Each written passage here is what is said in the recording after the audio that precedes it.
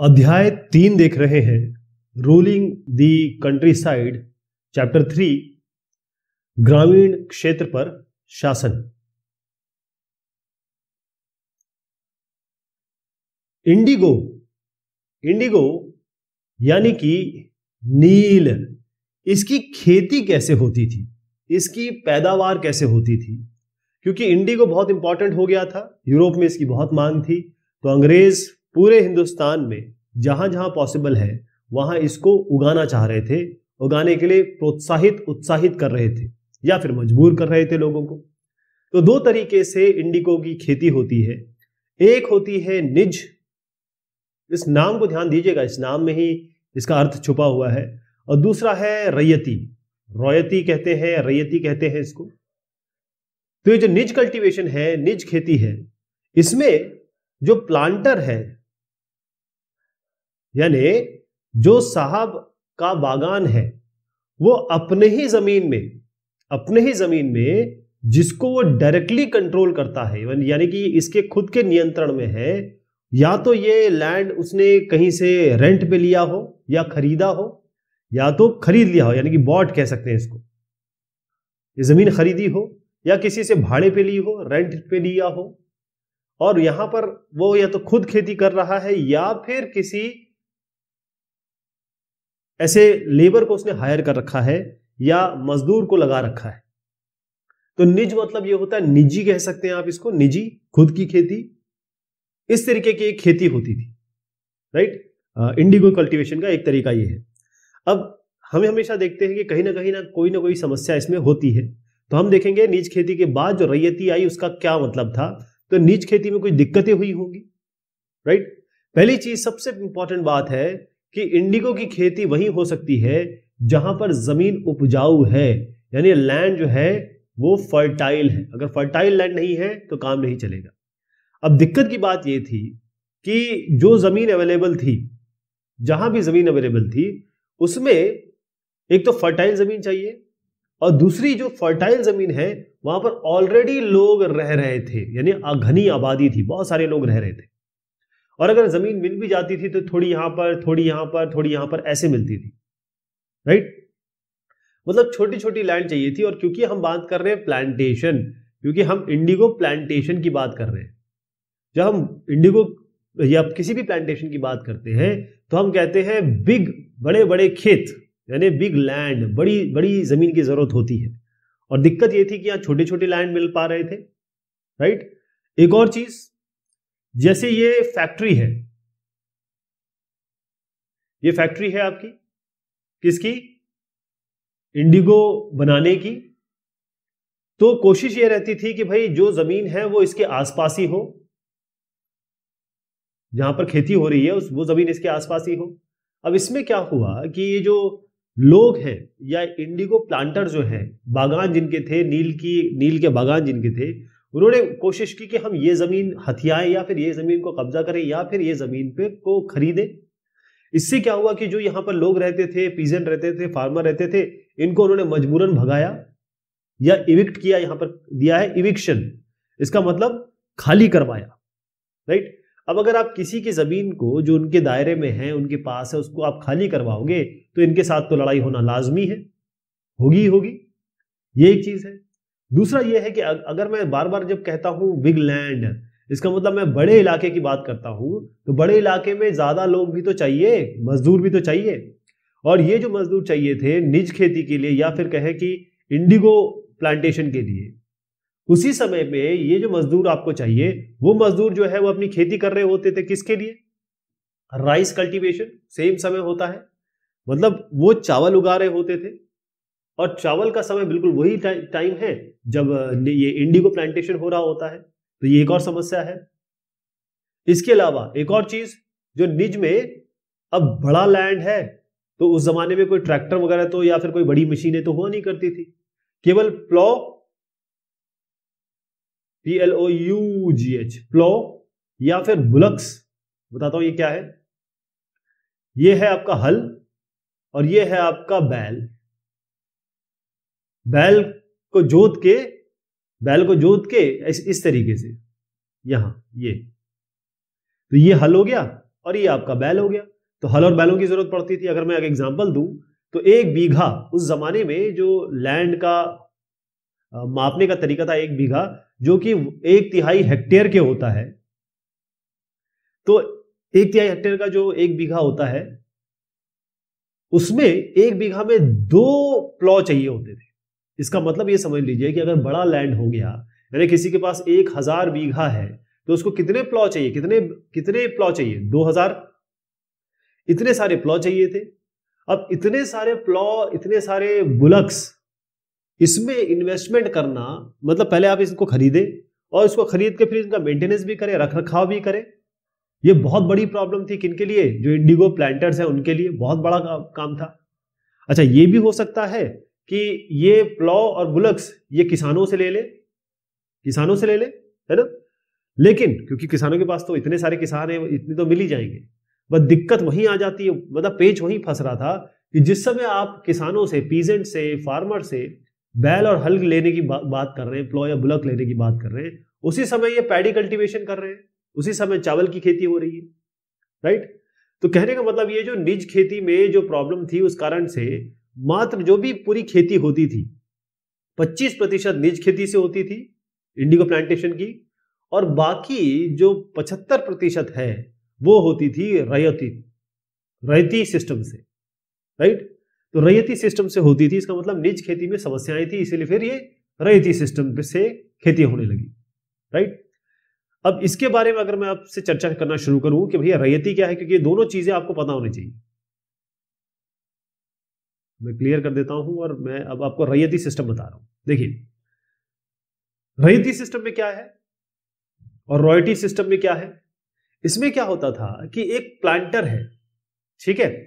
ये प्लांटर क्या करता था कि जो किसान होते थे, ये प्लांटर हो गया इंडिगो प्लांटर, और ये पीजेंट या फार्मर हो गए, इनसे ये एक एग्रीमेंट कर लेते थे। एग्रीमेंट मतलब इसको यहां कहा जा रहा है सट्टा एग्रीमेंट, सट्टा, कि भाई ऐसा है, आप एक अनुबंध कर लीजिए, एक कागज पे साइन वाइन कर दीजिए, अंगूठा लगा दीजिए। और कभी कभी क्या करते थे, इनको अगर ये मानते नहीं थे, इनको प्रेशराइज कर देते, और ये नहीं मानते थे तो इन्हीं के गांव के जो मुखिया है, जिसको हम विलेज हेडमैन कह रहे हैं, VH, विलेज हेडमैन है, मुखिया, उससे ये अनुबंध कर लेते थे। अच्छा, ये जो आज जो पीजेंट या फार्मर जिससे अनुबंध करते थे, इन्हीं को हम रैयत कह रहे हैं। इन रैयतियों से ये लोग अनुबंध करते थे, और अनुबंध ये होता था कि एक बार आपने अनुबंध कर लिया, साइन कर लिया, तो अब हम आपको पैसा देने लगेंगे। मतलब हम आपको पैसा देंगे, लेकिन ऐसा फ्री में नहीं दे रहे, हम आपको जो कैश दे रहे हैं वो एडवांस में दे रहे हैं, लेकिन ये कैश जो होगा इस पे हम ब्याज लगाएंगे, यानी कि इंटरेस्ट लगेगा। मतलब मान लीजिए हमने 100 रुपए दिया और हमने 10% का आप पे वो लगाया, इंटरेस्ट लगाया, तो आप जो वापस करेंगे 1 महीने का मान लीजिए, तो 110 रुपए वापस करने वाले हैं। मतलब किसान को 100 रुपए जब मिलते थे तो वो खुश हो जाता था, अरे वाह, हमको तो पहले ही पैसे मिल गए। लेकिन उसको ये समझ में बाद में आया कि 100 रुपए जो दे रहे हो उसका 110 रुपए वापस भी करना पड़ेगा, ये नहीं कि आप फ्री में दे रहे हो। इसके अलावा क्या है कि कम से कम इस अनुबंध में ये था कि जो जमीन है आपकी, इसकी 25%, कम से कम 25, मिनिमम कह रहा हूं मैं, ये अनुबंध में, ये एग्रीमेंट में लिखा था कि भाई अगर आपके पास जो भी जमीन है, इसके 25% पे आपको इंडिगो कल्टीवेशन करना ही करना है, मिनिमम, ठीक है। और ये भी था कि भाई हम आपको देंगे सीड, यानी बीज हम आपको देंगे। इसके अलावा हम आपको ड्रिल देंगे, मतलब साजो सामान जो भी हो सकता था वो आपको प्रोवाइड कर देंगे। लेकिन कल्टीवेटर का काम ये था, इसकी जिम्मेदारी ये थी कि पहला तो काम ये है कि जमीन का रखरखाव करेगा, उपजाऊपन उसका बना के रखेगा, जमीन को तैयार करेगा, बीजों को सोएगा, सोइंग होती है मतलब बीजों को लगाना, है ना, मतलब खेती शुरू करना। और दूसरा यह है कि जब क्रॉप आ जाएगी तो उसका रखरखाव करना, उसको देखना, कोई खरपतवार उसकी साफ करना, ये सारे काम इनके होंगे, किनके, जिससे अनुबंध किया गया है, ठीक है। यहां पर अगर आप एक चित्र देखें तो यहां पर इंडिगो की खेती कर रही है, ये मैं आपको अर्ली 19th सेंचुरी बता रहा हूं, मतलब 1800 के आगे की बात कह रहा हूं आपसे। यहां पर आप देखेंगे कि एक इंडिगो प्लांट है, मतलब फैक्ट्री जिसे कहते हैं, इंडिगो प्लांट है। और यहां पर ये सब जो आए हैं, ये खेतों से आए हैं, फैक्ट्री पे क्या आए हैं, नील के पौधे। तो निज कल्टीवेशन और रैयती में मैंने यहाँ पर एक डिफरेंस देने की कोशिश की है, अगर आप थोड़ा इस पर जानना चाहें, क्योंकि मैंने अभी डिस्कशन आपसे कर लिया है, सारा बता दिया है, वही यहाँ पर टेबुलर फॉर्म में है। अब निज की खेती कैसे होती थी, पहले मैं इस पे आने से पहले जरा इसको कंप्लीट कर देता हूं।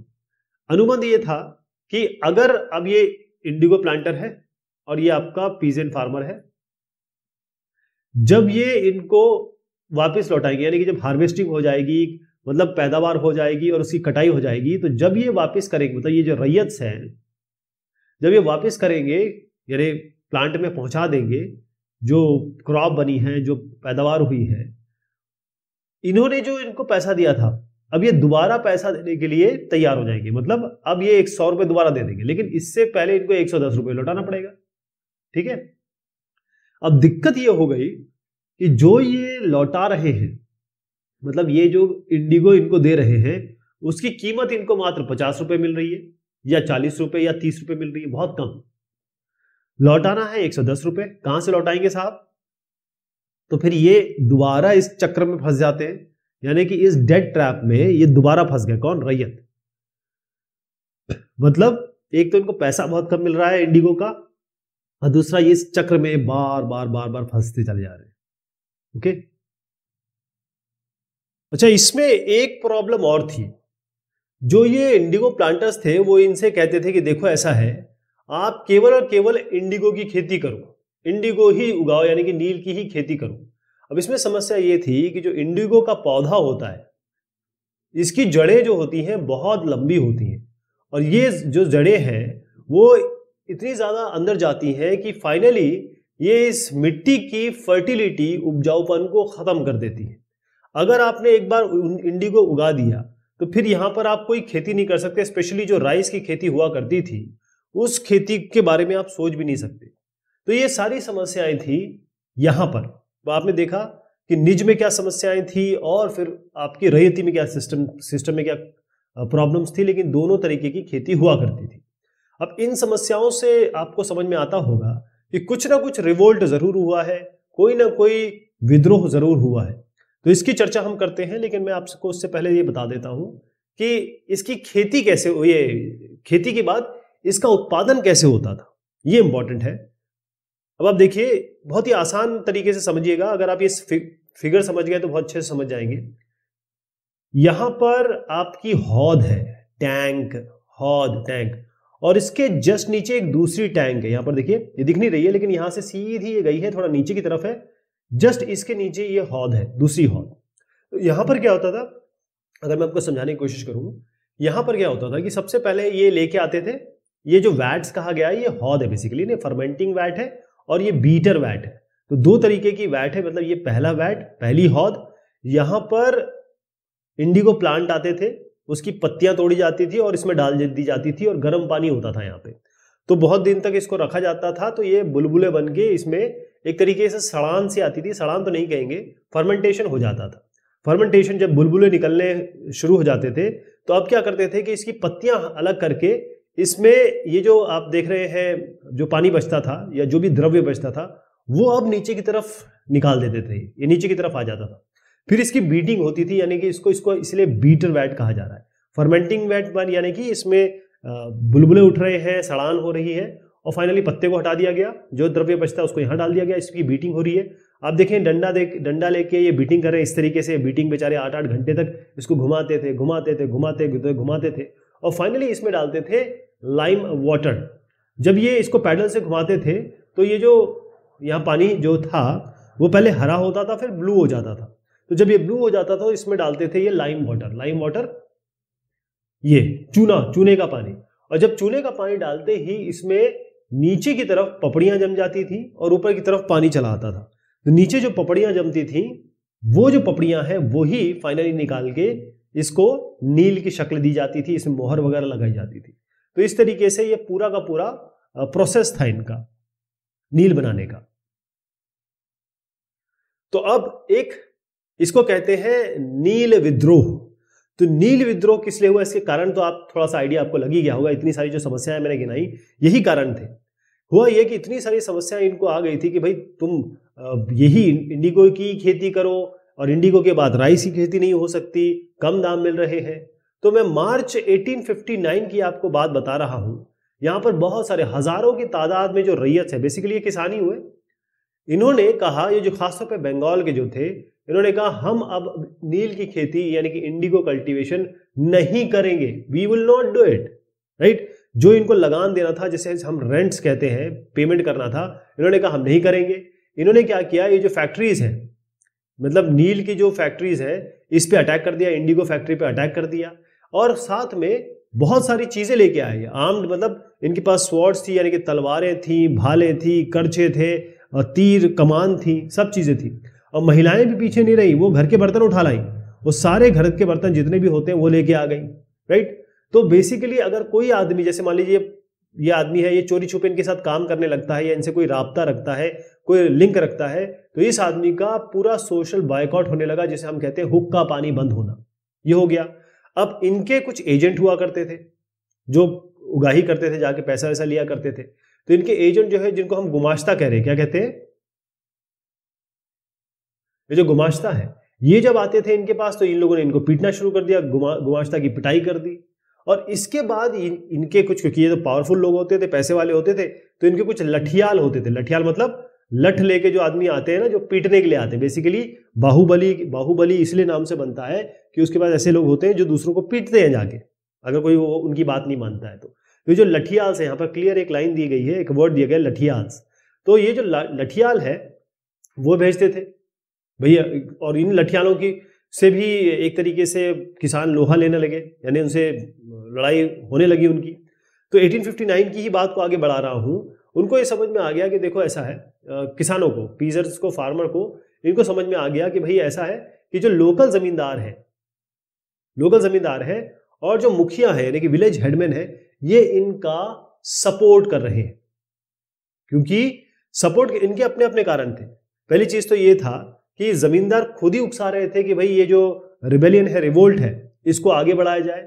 उसका कारण ये है कि ये जमींदार ये देख रहे थे कि जो इंडिगो प्लांटर्स है उनकी पावर बढ़ रही है, वो और जमीन ले रहे हैं, तो जमींदार का तो काम ही होता है जमीन। अब उनकी जमीन जो है इंडिगो प्लांटर ले रहे हैं, यानी जो उगा रहे हैं वो सारी जमीन ले रहे हैं, तो इनको इस बात के लिए दिक्कत हो गई। तो उन्होंने कहा कि ऐसा है, अब इनकी पावर कम करने के लिए मुझे, हम लोग को, ये जो पीजेंट फार्मर के दिल में जो इनके प्रति एक गुस्सा है उसको भड़काना पड़ेगा, राइट। अच्छा, ये जो पीजेंट फार्मर है, इनको ये भी लगा कि हमको किसी ना किसी तरीके से जो ब्रिटिश है वो हमें सपोर्ट करेंगे, राइट। उसका कारण ये था कि इसके 1859 के जस्ट 2 साल पहले 1857 में 1857 में एक बहुत बड़ा विद्रोह हुआ था। वो अलग बात है कि इस विद्रोह को दबा दिया गया था, इसके बारे में हम काफी लंबी चर्चा करने वाले हैं। तो 1857 का विद्रोह तो दबा दिया गया था, लेकिन 1859 में जो नया विद्रोह, नील विद्रोह नाम का जो शुरू होने वाला था या होने की संभावना थी, अंग्रेज को समझ में आ गया था कि भाई ऐसा अगर आ गया 1859 वाला कोई नया विद्रोह, तो हम इसको कैसे रोकेंगे। इनकी समस्या ये भी थी। तो हुआ ये कि ये साहब को ध्यान से देखिए, इनका नाम है एशले एडन। क्या नाम है? Ashley Aidan. तो हुआ ये कि ये सब समस्या को देखते हुए कि बहुत बड़ा रिबेलियन ना हो जाए, तो जो लेफ्टिनेंट गवर्नर है वो पूरे इलाके में, जो विंटर का समय, ठंड के समय, वो पूरी जगह घूमे।